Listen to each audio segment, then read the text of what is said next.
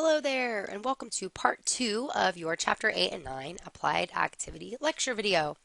So now we're going to focus on the job demands resources model of burnout and engagement. So here's a picture of what this model looks like. So demands, so like role ambiguity, so not really knowing how to do your job or what's expected of you in your job, or role conflict. So having different roles that compete against each other and make it really hard to do your job, or bureaucracy,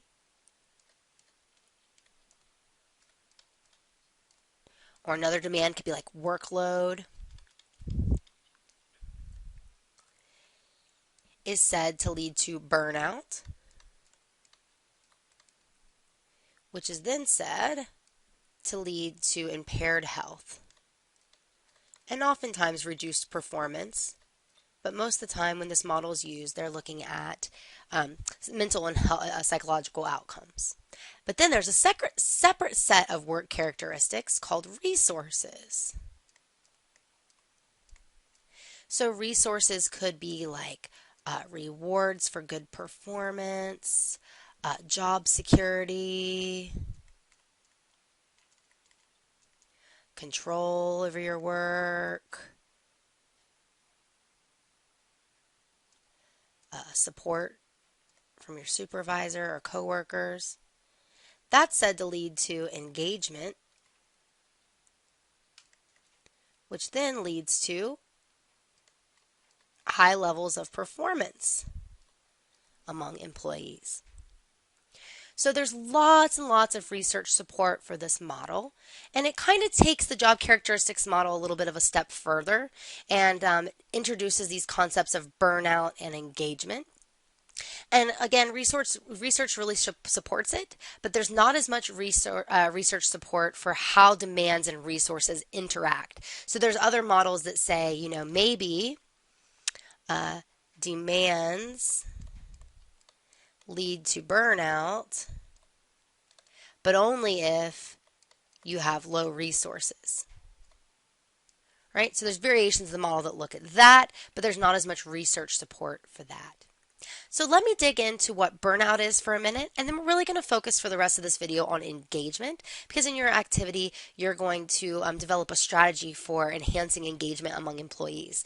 Because engagement is kind of like meaningfulness in that it's a really powerful predictor across the board of all of these different things that we're looking at, especially performance.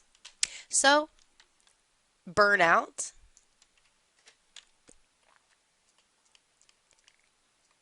is characterized by 3 different states of mind. So burnout includes cynicism,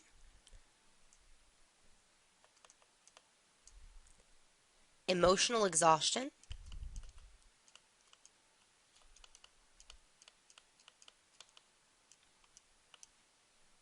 and low professional efficacy. I'll explain what these are.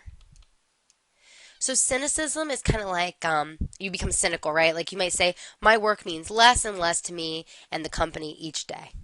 Emotional exhaustion, like I'm tapped out, I'm worn out, I can't do this anymore, I'm exhausted. And then low professional efficacy would be like, I suck at my job, right? I just don't feel good about myself. I don't feel like I'm doing a good job. Now let's move on to engagement over here. Engagement is a happy construct, unlike burnout.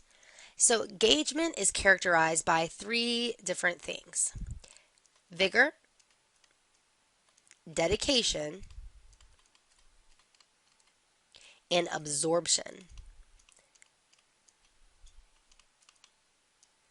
So vigor is really referring to high levels of energy and mental resilience while working. So being able to power through challenges, you're enthusiastic. Also like a willingness to invest in one's work and persistence in the face of difficulties. Dedication is more about a strong involvement in your work and maybe experiencing a sense of significance, right? Like task significance in the job characteristics model. Also, Beyond energy, it's more about enthusiasm and taking pride in the challenge of doing your work. Then absorption is kind of like flow, if you've heard of flow before. And absorption really refers to fully concentrating on your work, kind of getting in the zone, right? And being happily engrossed in your work. This is kind of a situation where like time passes quickly. Like you're working and you look up, it's been 3 hours. You're like, holy crap, where did the time go? And one has difficulty detaching from their work. This is me. I love my job. I have a very high level of engagement, but I'm also burnt out. So those two things can coincide, right? I don't have cynicism or low professional efficacy, but I am emotionally exhausted. But I have more engagement than burnout, right? I have a ton of energy. I tend to be pretty persistent. I love my job. I'm really proud of the work that I do and proud to work for Nevada State College. And man, when I'm prepping a lecture or I'm developing an assignment or I'm grading, I am fully absorbed and time has no meaning. It drives my family crazy because I'll be like, hey guys, I'm going to go work for about 20 minutes. And then 2 hours later, I come out of the office and they're like, yeah, we knew it wasn't going to be 20 minutes. So, engaged employees tend to be enthusiastic.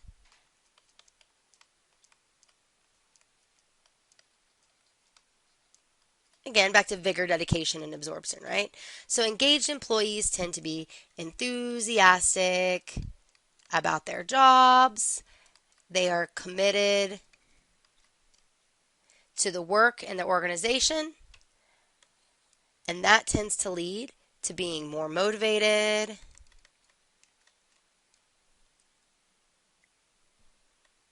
and productive. And it also leads to positive work behaviors.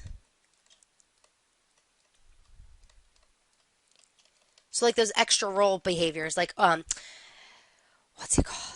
Organizational citizenship behaviors, right? Where you just go the extra mile to be helpful and to be a good colleague. Also, engagement is not the same as being a workaholic. Even though my family may disagree. So in this case, employees feel that the work is fun, right? Engagement, work is fun. But workaholics feel that work is an addiction. So engaged employees work hard because they like it, not because they have this inner urge that they can't resist. And much like the job characteristics model, engagement researchers suggest that job characteristics that are more meaningful are more likely to engage employees. So now let's move on to how to foster engagement among employees, which is really the heart of your applied activity. So there was a study in 2004 that was really awesome, and they showed that there's a bunch of different things that lead to psychological states that then lead into engagement. So here's kind of what the model looks like. So role fit and job enrichment, which I'm going to get into all of these in just a minute. So role fit and job enrichment lead to perceived meaningfulness. There's meaningfulness again. Okay. Again, I'll get into all these different constructs in a minute. And then we have rewarding coworker and supervisor relations. So the interpersonal stuff. They found in this study that that led to perceived safety, psychological safety. And this, what I'm showing you, is not a theory. It's actually the results of a study where they tested this. And then resources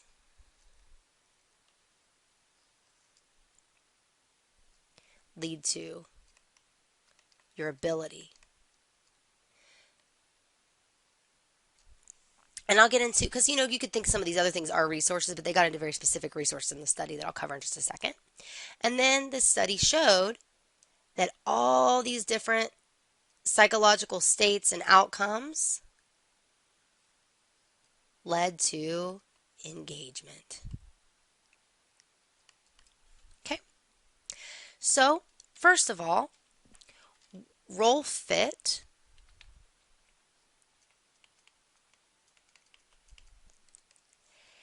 is really just how well your job fits with your self-concept. So an alignment between who you are and the job itself. So I'm a professor. I feel like I'm the type of person who loves to help other people. I love to be a mentor to other people. I love to share my knowledge. So I have a very high role fit with my job. I identify as a professor, and it kind of bleeds into other areas of my life as well. Now, job enrichment is a whole big thing. I could do a whole lecture on job enrichment, but I'm not going to. Just going to get into the basic essentials. So job enrichment is when you provide the core dimensions of the job characteristics model. So job enrichment programs are really developed based on that job characteristics model that I talked about in the previous video. So remember, it was all about skill variety, task identity, task significance, autonomy, and feedback. So job enrichment redesigns jobs to give employees greater responsibility in the planning, execution, and the evaluation of their work to help meet those characteristics of the job characteristics model. So one thing that job enrichment does is it increases employee responsibility. So increased employee responsibility. So employees may actually take on some of the tasks that were previously performed by higher level supervisors, such as like allocating work tasks or appraising their own work performance, or even setting goals for the work team or the organization, and then making their own personnel decisions like hiring and giving raises. So as a psych professor, I'm actually serving on a search committee right now as the chair to select our next two full-time psych professors that are coming in. So that's kind of nice. I get to do that. And it's not just the department chair's responsibility, but it's all the members of the department's responsibility. Also, job enrichment to help increase task identity allows employees to complete all steps of a task. So employees, I did not spell employees right there. That is unacceptable. Let's fix that. So employees complete all steps of a task that lead to a finished product. And that can give employees a sense of freedom and independence and that task identity or even a little bit of autonomy. Also, to have job enrichment, you need to make sure that employees are getting timely, detailed, and constructive feedback.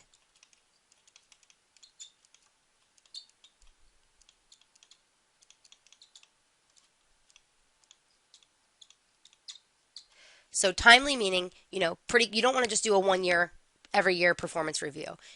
Either have it set up for every 3 to 6 months, or even do a performance evaluation if something bad happens right there on the spot.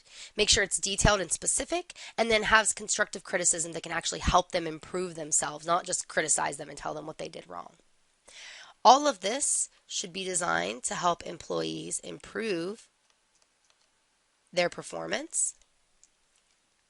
And this also helps encourage employees to learn new skills and have professional development opportunities. So case studies suggest that job enrichment is very successful, but you have to keep in mind that individual differences such as growth need strength will determine the effectiveness of job enrichment. It doesn't work equally well for everybody. Another part of this is the rewarding coworker and supervisor relations, right? So rewarding relations or relationships, right? So on the coworker side, we're really looking for coworkers that appreciate each other's work and tell them that they appreciate their work, and that value each other as individuals, and that also trust each other.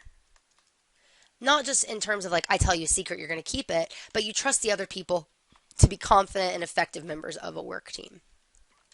Then when it comes to supervisor support, what that really looks like is a supervisor who listens to you, treats employees with respect, not like some sort of underling or minion, supports work-life balance, so understanding that they do have a life outside of work and is flexible with them when they need it, Also, really important, provides opportunities to develop their skills, like professional development, and progress, like get promotions and get new opportunities in their career. And also, again, back to that feedback, provides constructive feedback, not criticisms. Then finally, the resources that they really looked at in this study, because JDR, resources are a part of it, but in this specific study, they identified resources as job specific equipment. If you look at the scale they used, facilities, staff, and funding. So kind of like the basic requirements of things you have to have that are critical to performance, and then like the rewarding relationships and the like the role fit and job enrichment aren't necessarily looked at as resources in this, but just more supportive types of things. So according to the study, providing all of these things are going to help an employee be more engaged, which will help them be more motivated, productive, satisfied, and more likely to stay at the organization, which will save the organization tons of money in trying to recruit and hire and train new employees. You want to keep them there longer. So that's all I have for you, and I hope you feel fully prepared to do your applied activity. Kind of think about these theories and assess how well in a specific job different characteristics are being met, and then how ways that you can motivate employees to be more engaged. So thank you so much, and I can't wait to see what you guys come up with.